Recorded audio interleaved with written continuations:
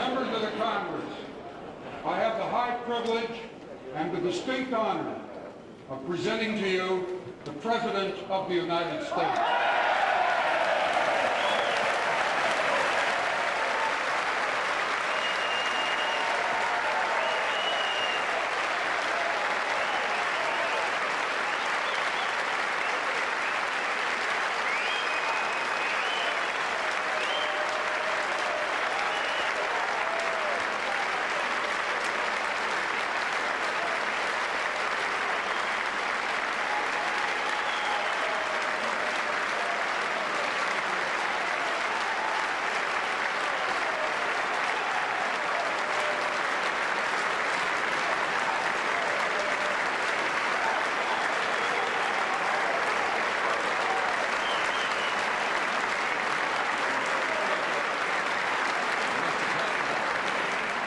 Mr. Speaker, Mr. President, distinguished members of Congress, honored guests and fellow citizens, thank you very much for that warm reception.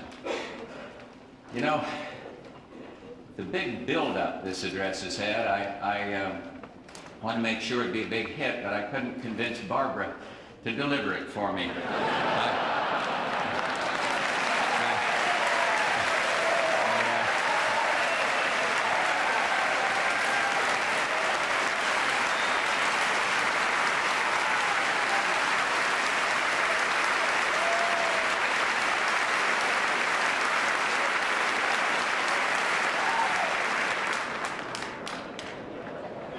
See, the Speaker and the Vice President are laughing. They saw what I did in Japan, and they're just happy they're sitting behind me.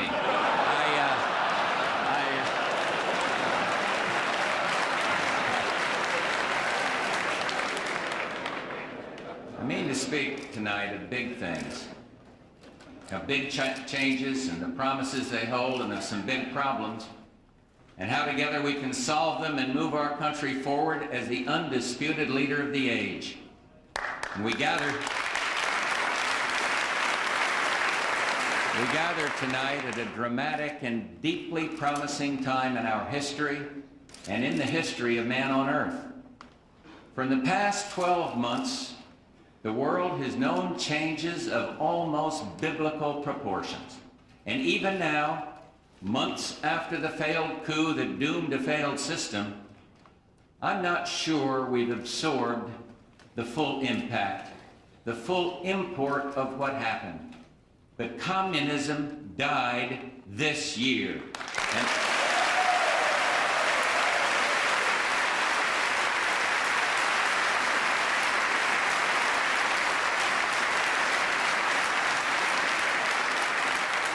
And even as president, with the most fascinating possible vantage point, there were times when I was so busy managing progress and helping to lead change that I didn't always show the joy that was in my heart. But the biggest thing that has happened in the world, in my life, in our lives, is this. By the grace of God, America won the Cold War.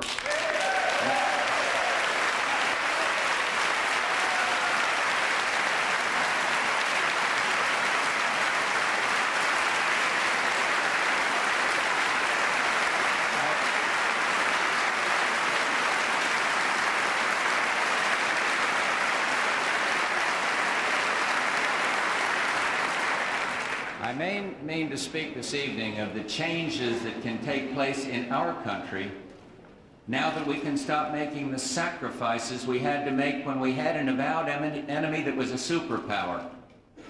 And now we can look homeward even more and move to set right what needs to be set right. And I will speak of those things. But let me tell you something I've been thinking these past few months. It's a kind of roll call of honor. For the Cold War didn't end, it was won. And I think of those who won it in places like Korea and Vietnam, and some of them didn't come back. And back then they were heroes, but this year they were victors. And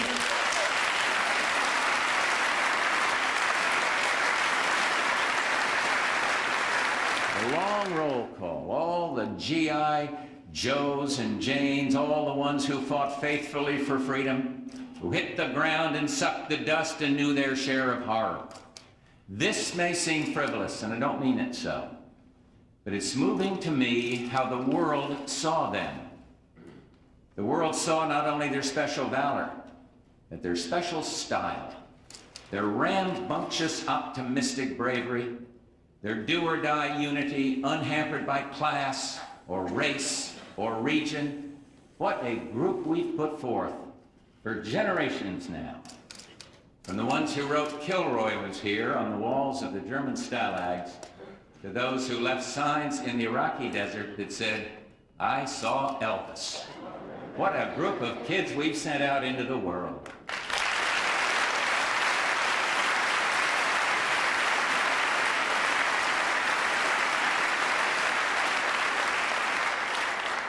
And there's another to be singled out, though it may seem inelegant, and I mean a mass of people called the American taxpayer. No one ever thinks to thank the people who pay a country's bill or an alliance's bill. But for half a century now, the American people have shouldered the burden and paid taxes that were higher than they would have been to support a defense that was bigger than it would have been if imperial communism had never existed. But it did. Doesn't anymore.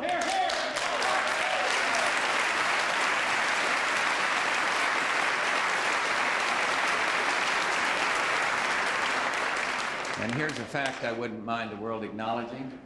The American taxpayer bore the brunt of the burden and deserves a hunk of the glory. And so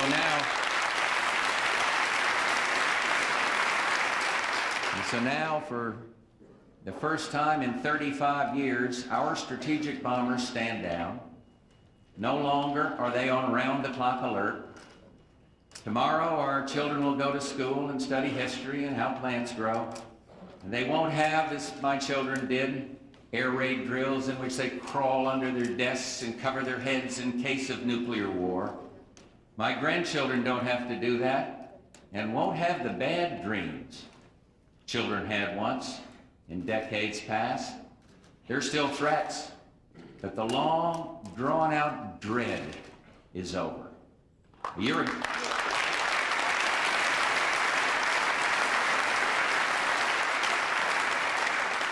ago tonight, I spoke to you at a moment of high peril. American forces had just unleashed Operation Desert Storm. And after 40 days in the desert skies and 4 days on the ground, the men and women of America's armed forces and our allies accomplished the goals that I declared and that you endorsed. We liberated Kuwait.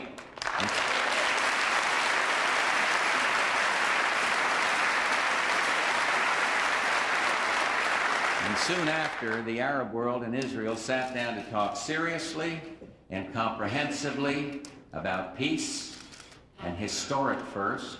And soon after that, at Christmas, the last American hostages came home. Our policies were vindicated.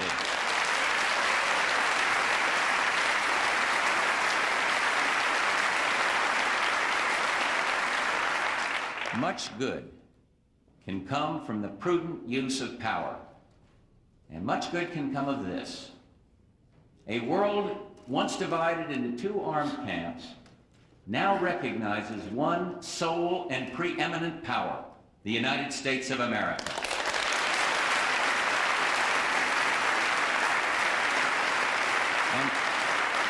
And they regard this with no dread, for the world trusts us with power, and the world is right.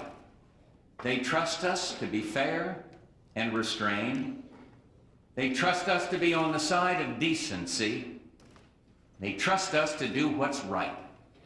And I use those words advisedly. A few days after the war began, I received a telegram from Joanne Spiker, the wife of the first pilot killed in the Gulf, Lieutenant Commander Scott Spiker. Even in her grief, she wanted me to know that someday, when her children were old enough, she would tell them that their father went away to war because it was the right thing to do. And she said it all. It was the right thing to do. And we did it together. There were honest differences right here in this chamber. But when the war began, you put partisanship aside and we supported our troops. And this is still a time for pride, but this is no time to boast. For problems face us, and we must stand together once again and solve them and not let our country down.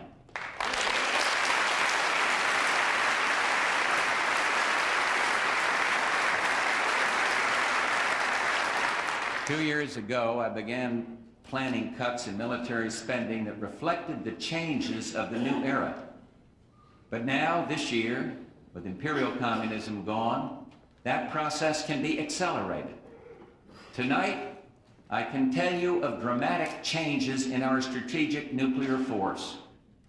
These are actions we are taking on our own because they are the right thing to do. After completing 20 planes, for which we have begun procurement, we will shut down further production of the B-2 bomber. We will cancel the small ICBM program. We will cease production of new warheads for our sea-based ballistic missiles. We will stop all new production of the Peacekeeper missile, and we will not purchase any more advanced cruise missiles. This weekend, I will meet at Camp David with Boris Yeltsin of the Russian Federation. I've informed President Yeltsin that if the Commonwealth, the former Soviet Union, will eliminate all land-based multiple warhead ballistic missiles, I will do the following. We will eliminate all Peacekeeper missiles. We will reduce the number of warheads on Minuteman missiles to 1 and reduce the number of warheads on our sea-based missiles by about 1/3, and we will convert a substantial portion of our strategic bombers to primarily conventional use. President Yeltsin's early response has been very positive, and I expect our talks at Camp David to be fruitful. I want you to know that for half a century, American presidents have longed to make such decisions and say such words, but even in the midst of celebration, we must keep caution as a friend. For the world is still a dangerous place. Only the dead have seen the end of conflict. And though yesterday's challenges are behind us, tomorrow's are being born. The Secretary of Defense recommended these cuts after consultation with the Joint Chiefs of Staff, and I make them with confidence. But do not misunderstand me. The reductions I have approved will save us an additional $50 billion over the next 5 years. By 1997, we will have cut defense by 30% since I took office. These cuts are deep, and you must know my resolve. This deep and no deeper.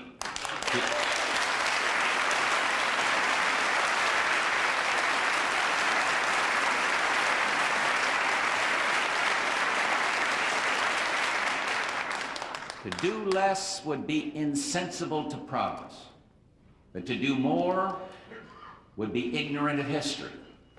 We must not go back to the days of the hollow army. We cannot repeat the mistakes made twice in this century when armistice was followed by recklessness and defense was purged as if the world were permanently safe. I remind you this evening that I have asked for your support in funding a program to protect our country from limited nuclear missile attack. We must have this protection because too many people in too many countries have access to nuclear arms, and I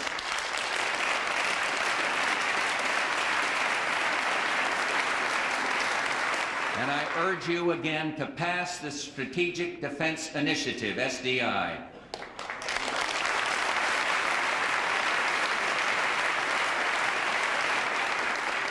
There are those who say that now we can turn away from the world, that we have no special role, no special place.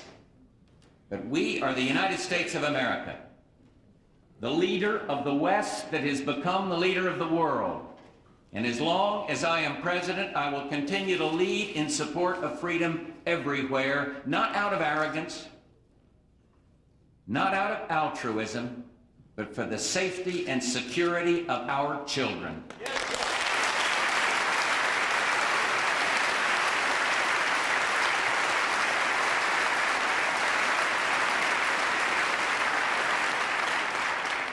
This is a fact. Strength in the pursuit of peace is no vice. Isolationism in the pursuit of security is no virtue.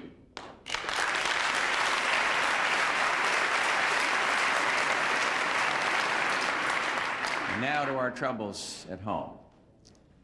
They're not all economic. The primary problem is our economy. And there's some good signs. Inflation, that thief, is down, and interest rates are down. But unemployment is too high. Some industries are in trouble, and growth is not what it should be. And let me tell you right from the start, and right from the heart, I know we're in hard times, but I know something else. This will not stand.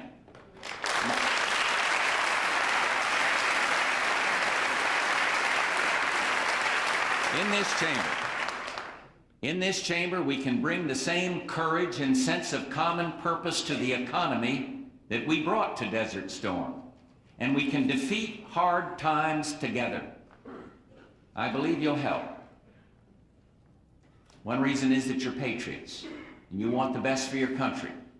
And I believe that in your hearts, you want to put partisanship aside and get the job done because it's the right thing to do. The power of America rests in a stirring but simple idea that people will do great things if only you set them free. Well, we're going to set the economy free, for if this age of miracles and wonders has taught us anything, it's that if we can change the world, we can change America. We must encourage investment. We must make it easier for people to invest money and create new products, new industries, and new jobs. And we must clear away the obstacles to growth, high taxes, high regulation, red tape, and yes, wasteful government spending.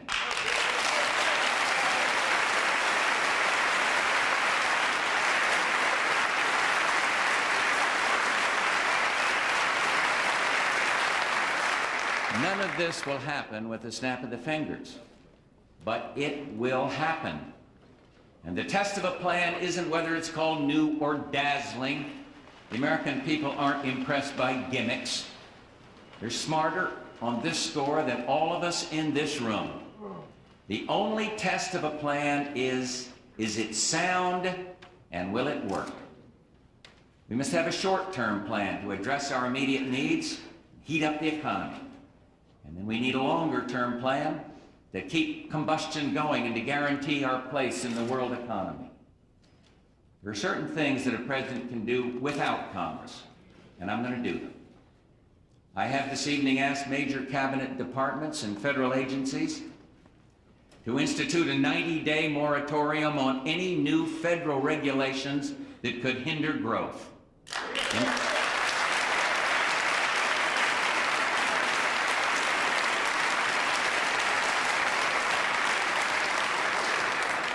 In those 90 days, major departments and agencies will carry out a top-to-bottom review of all regulations, old and new, to stop the ones that will hurt growth and speed up those that will help growth. Further, for the untold number of hard-working, responsible American workers and businessmen and women who've been forced to go without needed bank loans, the banking credit crunch must end. And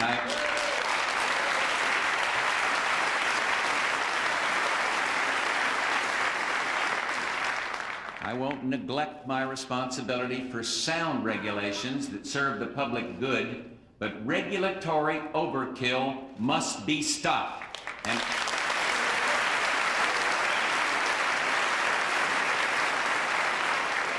And I've instructed our government regulators to stop it. I have directed cabinet departments and federal agencies to speed up pro-growth expenditures as quickly as possible. This should put an extra $10 billion into the economy in the next 6 months. And our new transportation bill provides more than $150 billion for construction and maintenance projects that are vital to our growth and well-being. That means jobs building roads, jobs building bridges, and jobs building railways.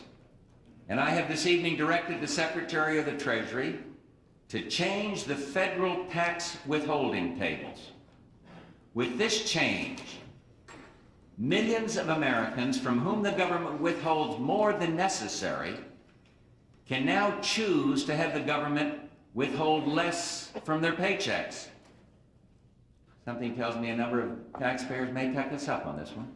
This initiative could return about $25 billion back into our economy over the next 12 months. Money people can use to help pay for clothing, college, or to get a new car. And finally, working with the Federal Reserve, we will continue to support monetary policy that keeps both interest rates and inflation down.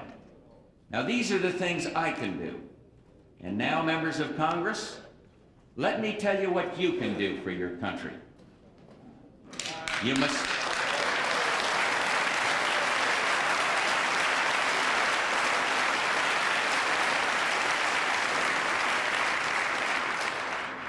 must pass the other elements of my plan to meet our economic needs. Everyone knows that investment spurs recovery, and I am proposing this evening a change in the alternative minimum tax and the creation of a new 15% investment tax allowance.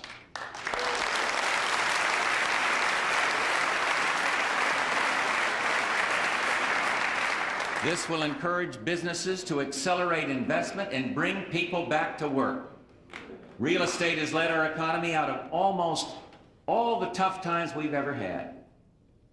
Once building starts, carpenters and plumbers work, people buy homes and take out mortgages. My plan would modify the passive loss rule for active real estate developers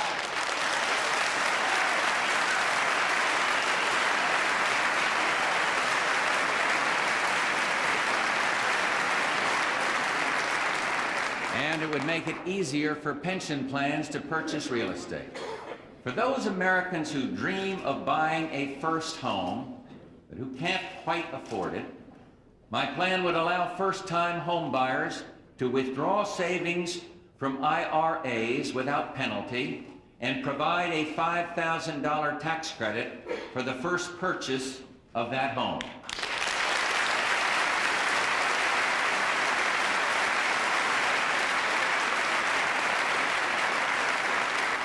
And finally, my immediate plan calls on Congress to give crucial help to people who own a home, to everyone who has a business or a farm or a single investment.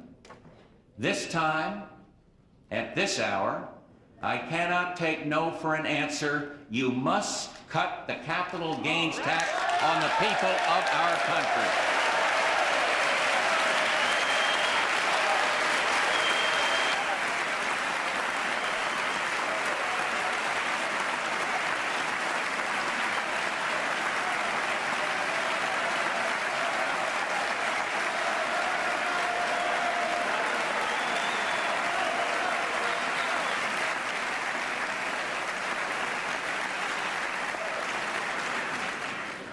Never has an issue been more demagogued by its opponents. But the demagogues are wrong. They are wrong, and they know it. 60% of the people who benefit from lower capital gains have incomes under $50,000. A cut in the capital gains tax increases jobs and helps just about everyone in our country.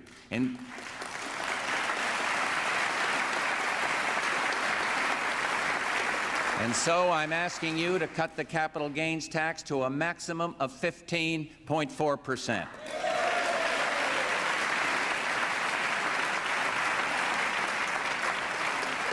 And I'll tell you, those of you who say, oh no, someone who's comfortable may benefit from that, you kind of remind me of the old definition of the Puritan, who couldn't sleep at night, worrying that somehow, someone, somewhere, was out having a good time.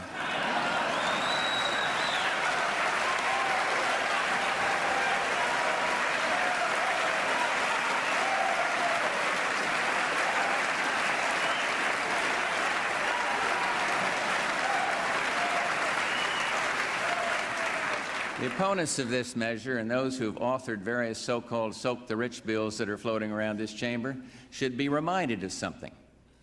When they aim at the big guy, they usually hit the little guy. And maybe it's time that stopped.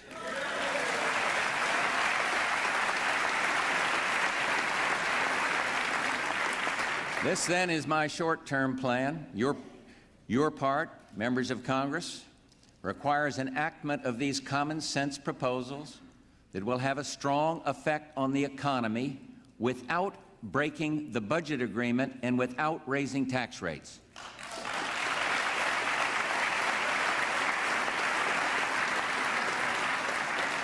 And while my plan is being passed and kicking in, we've got to care for those in trouble today.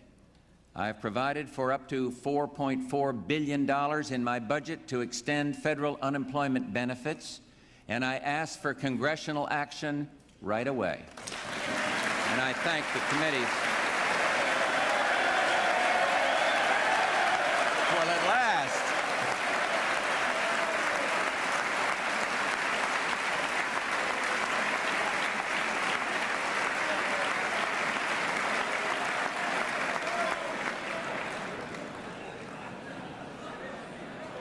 and let's be frank.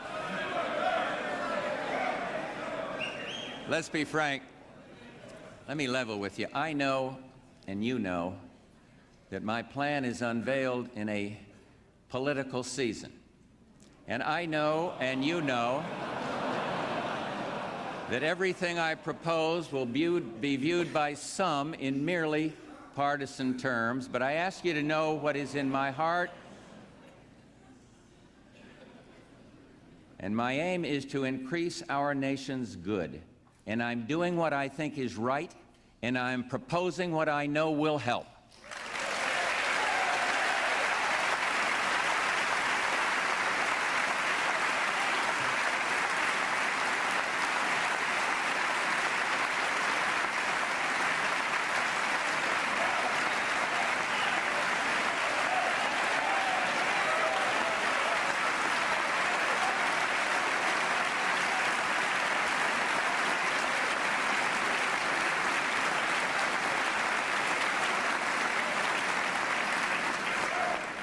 I pride myself that I'm a prudent man, and I believe that patience is a virtue, but I understand that politics is, for some, a game, and that sometimes the game is to stop all progress and then decry the lack of improvement. But let me tell you, far more important than my political future and far more important than yours is the well-being of our country. And members of this chamber,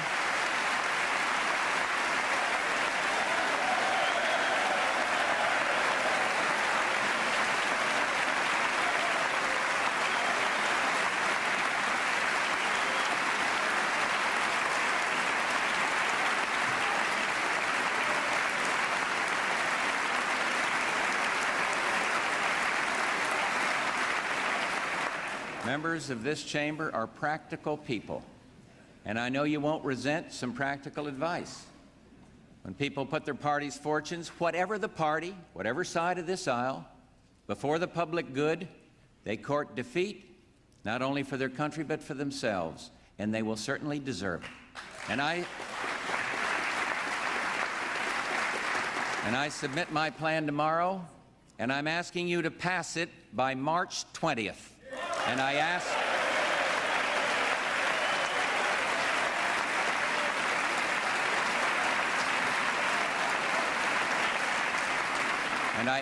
the American people to let you know they want this action by March 20th.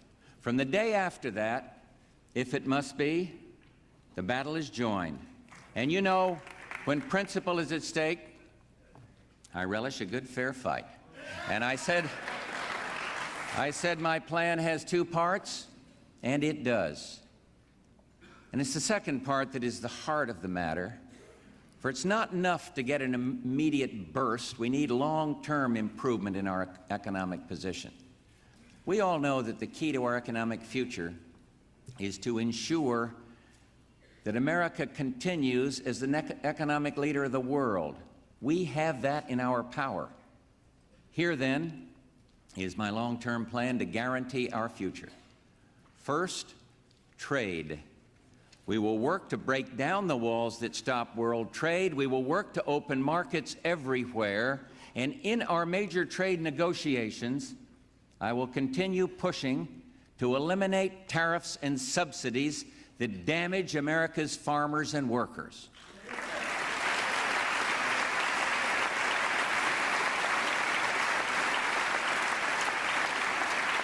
And we'll get more good American jobs within our own hemisphere through the North American Free Trade Agreement and through the Enterprise for the Americas initiative. But changes are here, and more are coming. The workplace of the future will demand more highly skilled workers than ever, more people who are computer literate, highly educated. And we must be the world's leader in education, and we must revolutionize America's schools.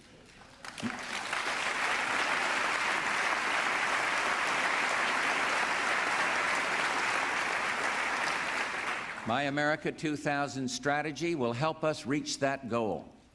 My plan will give parents more choice, give teachers more flexibility, and help communities create new American schools. 30 states across the nation have established America 2000 programs. Hundreds of cities and towns have joined in. And now, Congress must join this great movement, pass my proposals for new American schools. That was my second long-term proposal, and here's my third. We must make common sense investments that will help us compete long-term in the marketplace. We must encourage research and development. And my plan is to make the R&D tax credit permanent and to provide record levels of support, over $76 billion this year alone, for people who will explore the promise of emerging technologies.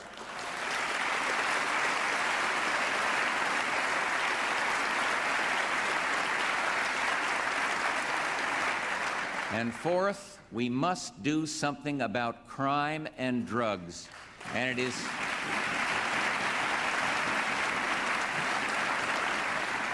is time for a major renewed investment in fighting violent street crime. It saps our strength and hurts our faith in our society and in our future together. Surely, a tired woman on her way to work at 6 in the morning on a subway deserves the right to get there safely.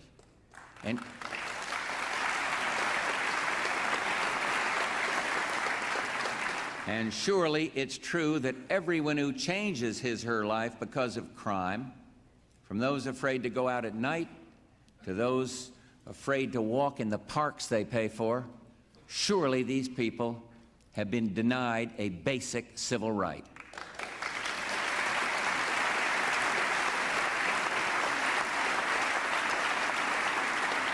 It is time to restore it.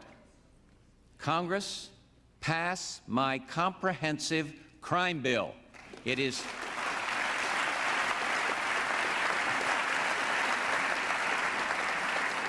tough on criminals and supportive of police, and it has been languishing in these hallowed halls for years now. Pass it. Help your country.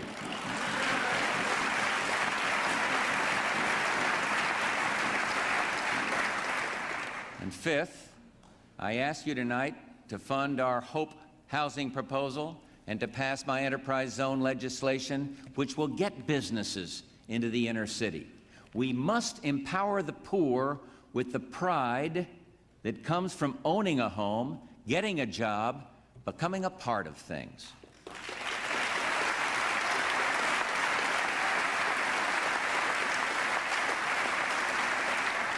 My plan would encourage real estate construction by extending tax incentives for mortgage revenue bonds and low-income housing.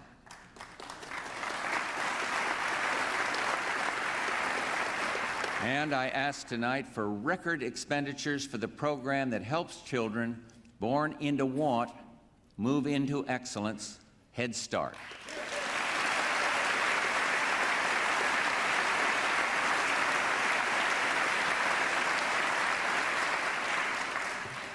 Step 6, we must reform our health care system.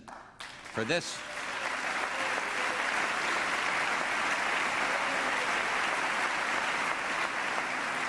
too bears on whether or not we can compete in the world. American health costs have been exploding. This year, America will spend over $800 billion on health. And that is expected to grow to $1.6 trillion by the end of the decade. We simply cannot afford this. The cost of health care shows up not only in your family budget, but in the price of everything we buy and everything we sell. When health coverage for a fellow on an assembly line costs thousands of dollars, the cost goes into the products he makes, and you pay the bill. We must make a choice. Now, some pretend we can have it both ways. They call it play or pay, but that expensive approach is unstable. It will mean higher taxes, fewer jobs, and eventually a system under complete government control. Really, there are only two options. And we can move toward a nationalized system, which will restrict patient choice,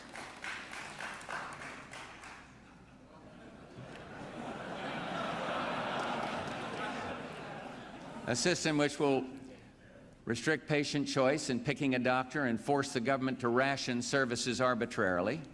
And what we'll get is patients in long lines, indifferent service, and a huge new tax burden. Or we can reform our own private health care system, which still gives us, for all its flaws, the best quality health care in the world. Well,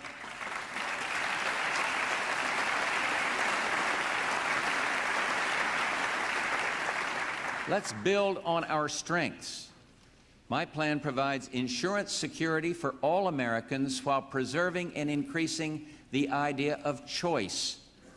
We make basic health insurance affordable for all low-income people not now covered, and we do it by providing a health insurance tax credit of up to $3,750 for each low-income family. And the middle class gets help, too. And by reforming the health insurance market, my plan assures that Americans will have access to basic health insurance even if they change jobs or develop serious health problems. We must bring costs under control, preserve quality, preserve choice, and reduce the people's nagging daily worry about health insurance. My plan, the details of which I'll announce very shortly, does just that. And seventh, we must get the federal deficit under control.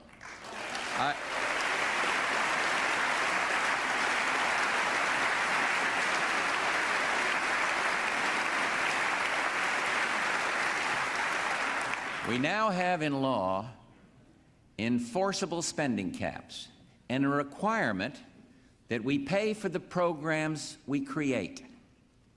There are those in Congress who would ease that discipline now, but I cannot let them do it, and I won't. My plan would freeze all domestic discretionary budget authority, which means no more next year than this year.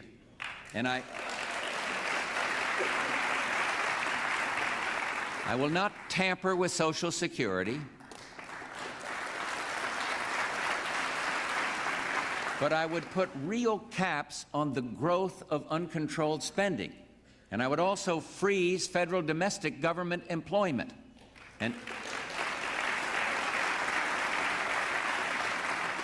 with the help of Congress, my plan will get rid of 246 programs that don't deserve federal funding. Some of them have noble titles, but none of them is indispensable. We can get rid of each and every one of them. You know, it's time we rediscovered a home truth the American people have never forgotten. This government is too big and spends too much.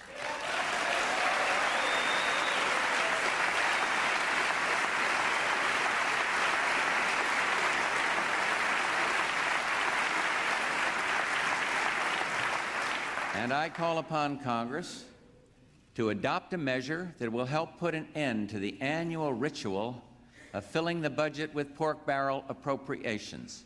Every year, the press has a field day making fun of outrageous examples. Lawrence Welk Museum, research grants for Belgian endive. We all know how these things get into the budget. And maybe you need someone to help you say no. And I know how to say it, and I know what I need to make it stick. Give me the same thing 43 governors have, the line item veto, and let me help you control spending.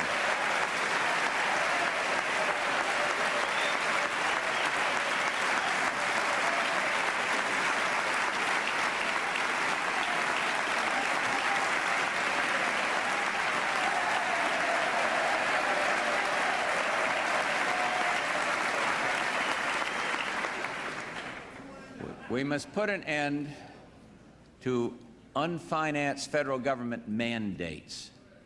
These are the requirements Congress puts on our cities, counties, and states without supplying the money.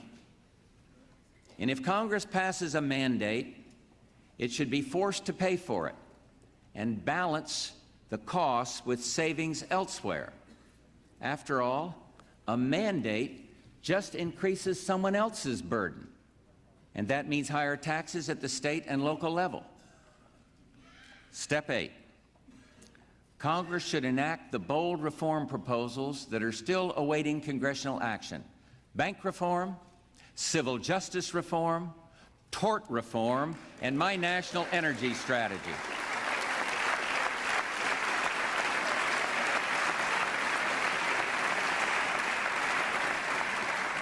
And finally, we must strengthen the family, because it is the family that has the greatest bearing on our future. When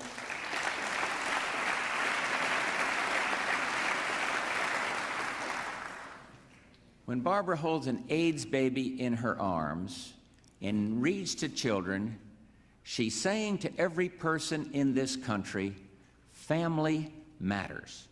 And I'm announcing tonight a new commission on America's urban families. I've asked Missouri's Governor John Ashcroft to be chairman, former Dallas Mayor Annette Strauss to be co-chair. You know, I had mayors, the leading mayors from the League of Cities in the other day at the White House, and they told me something striking. They said that every one of them, Republican or Democrat, agreed on one thing, that the major cause of the problems of the cities is the dissolution of the family. And they asked for this commission, and they were right to ask, because it's time to determine what we can do to keep families together, strong and sound.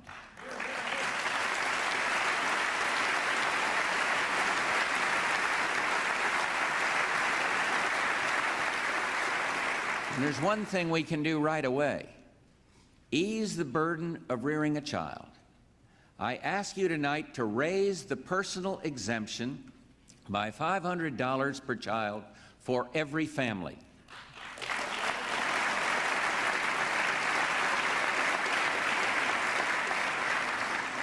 For a family with 4 kids, that's an increase of $2,000.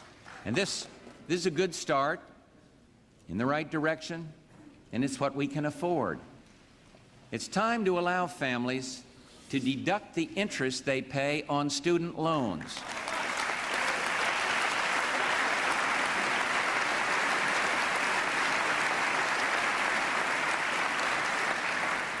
And I'm asking you to do just that, and I'm asking you to allow people to use money from their IRAs to pay medical and education expenses, all without penalties.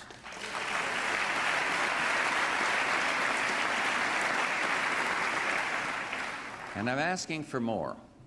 Ask American parents what they dislike about how things are going in our country, and chances are good that pretty soon they'll get to welfare. Americans are the most generous people on earth. But we have to go back to the insight of Franklin Roosevelt, who, when he spoke of what became the welfare program, warned that it must not become a narcotic and a subtle destroyer of the spirit. Welfare was never meant to be a lifestyle. It was never meant to be a habit.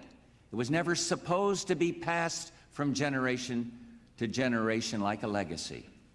It's time to replace the assumptions of the welfare state and help reform the welfare system.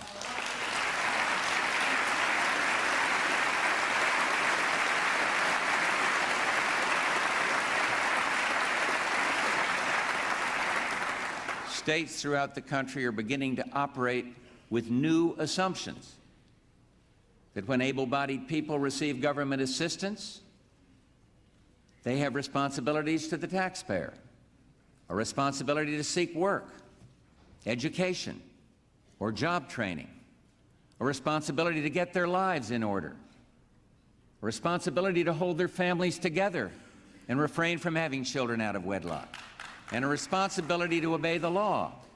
We are going to help this movement. Often, state reform requires waiving certain federal regulations. I will act to make that process easier and quicker for every state that asks for our help. And I want to add, as we make these changes, we work together to improve this system, that our intention is not scapegoating or finger-pointing.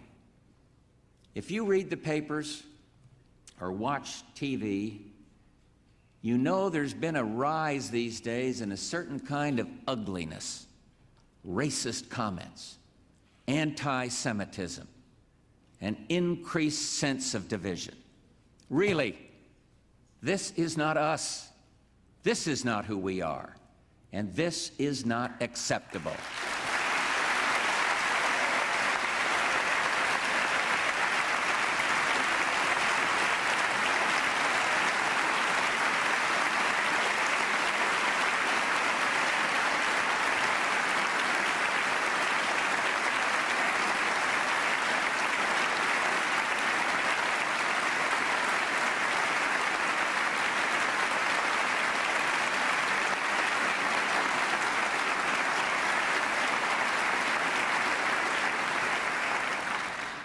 And so, you have my plan for America, and I'm asking for big things, but I believe in my heart you'll do what's right. And you know, it's kind of an American tradition to show a certain skepticism toward our democratic institutions. I myself have sometimes thought the aging process could be delayed if it had to make its way through Congress. But you will... You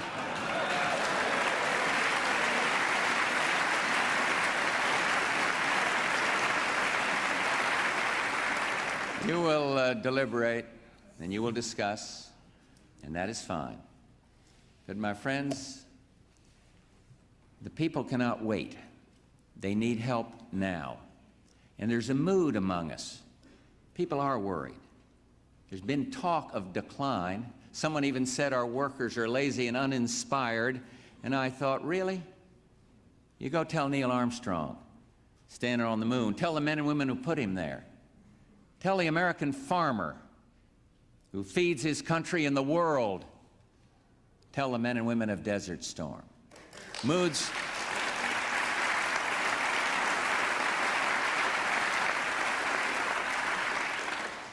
come and go, but greatness endures. Ours does. And maybe for a moment, it's good to remember what, in the dailiness of our lives, we forget. We are still and ever the freest nation on earth, the kindest nation on earth, the strongest nation on earth, and we have always risen to the occasion. And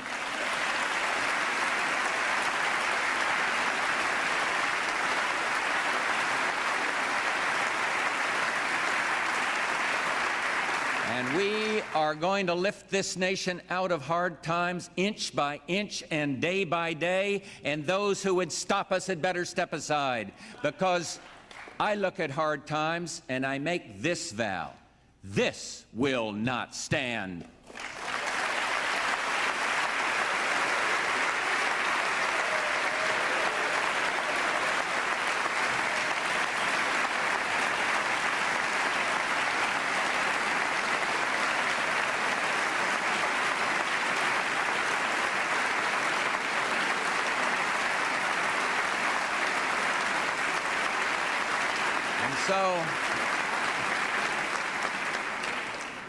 And so we move on together, a rising nation, the once and future miracle that is still this night the hope of the world.